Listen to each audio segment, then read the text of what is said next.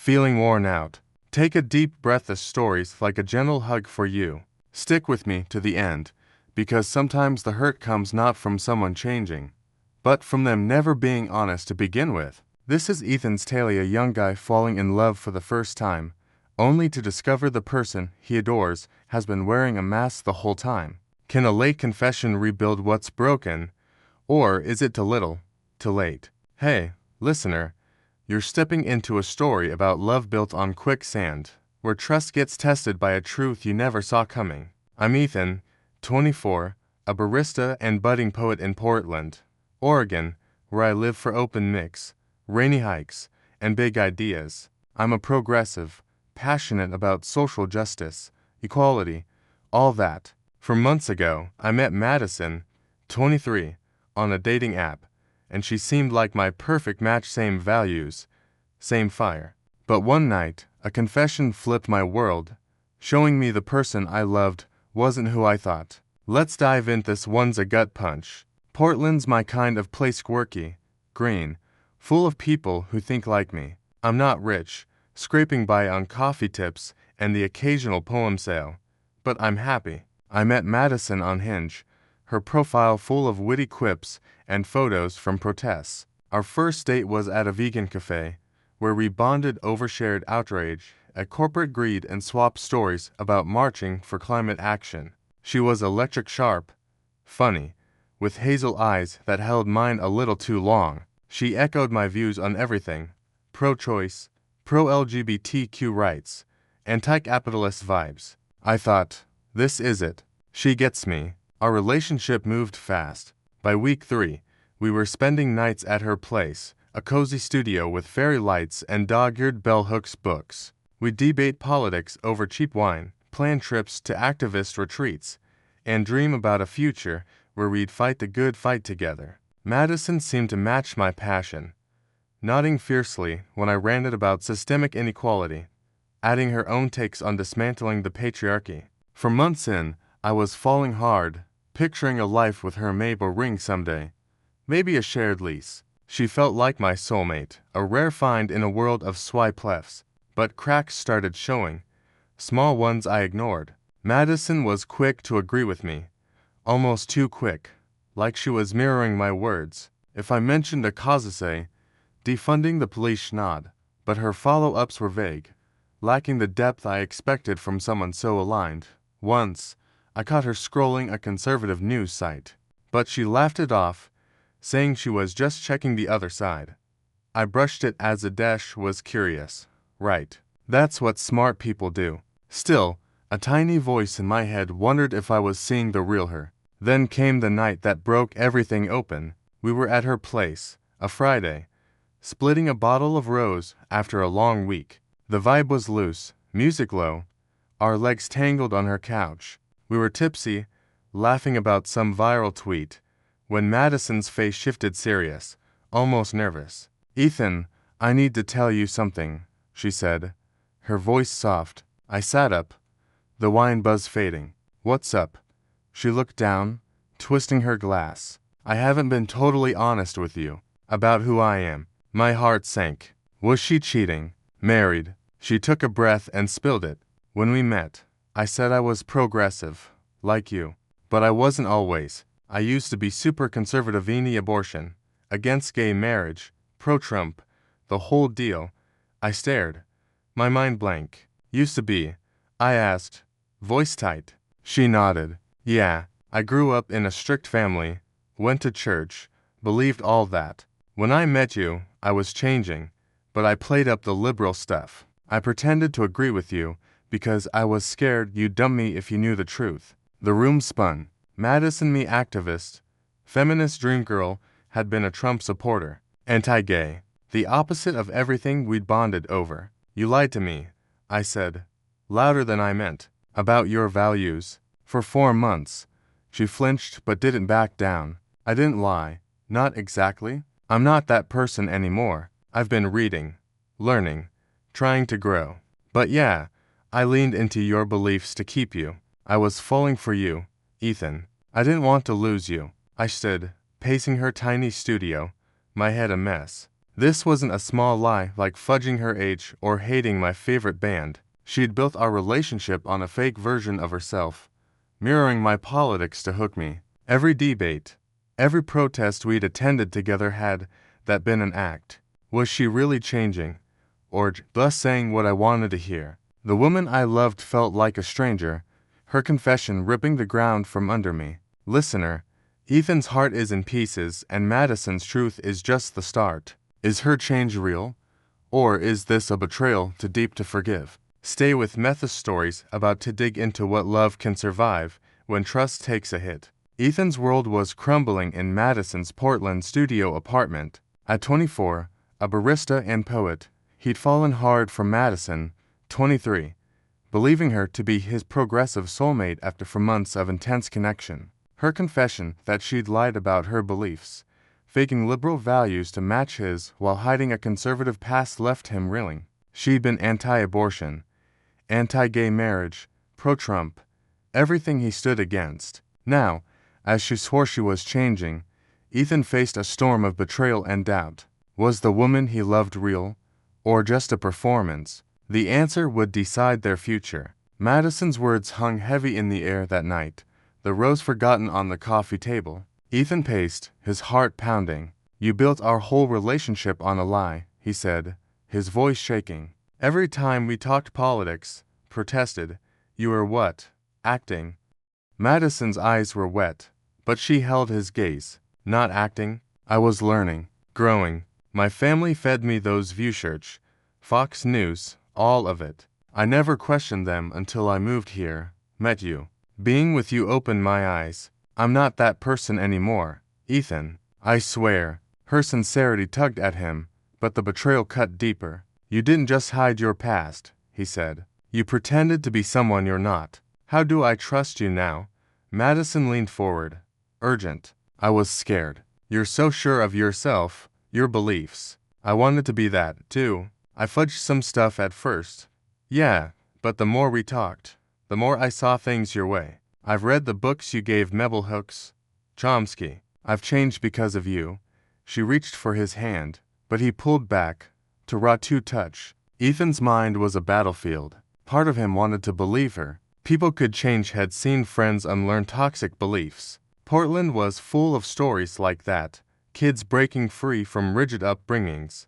Madison's passion at protests, her rants about inequality, those felt real, didn't they? But doubt gnawed at him.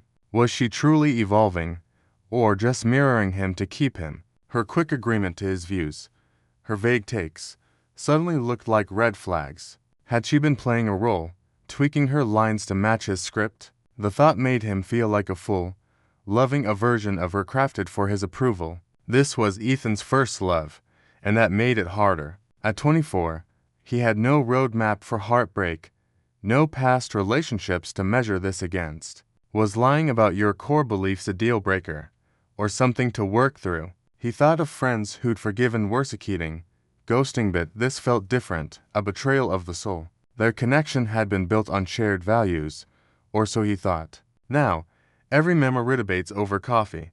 Nights planning activists Dennis felt tainted, like he'd been dating a ghost. Madison's past beliefs stung, too. Anti-abortion, anti-gay marriage, pro-Trump, they weren't just opinions.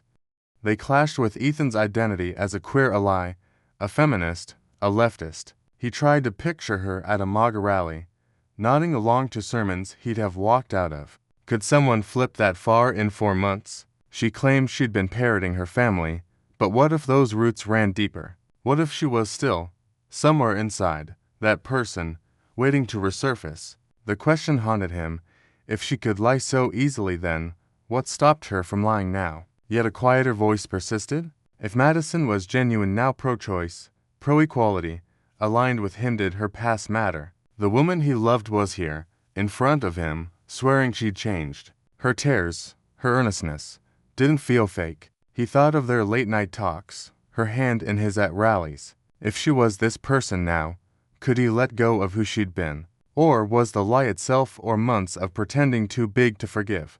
No matter who she was today. Ethan left her apartment that night, needing space. I can't do this right now, he said, grabbing his jacket. Madison nodded, crying softly. I'll wait, Ethan. I love you.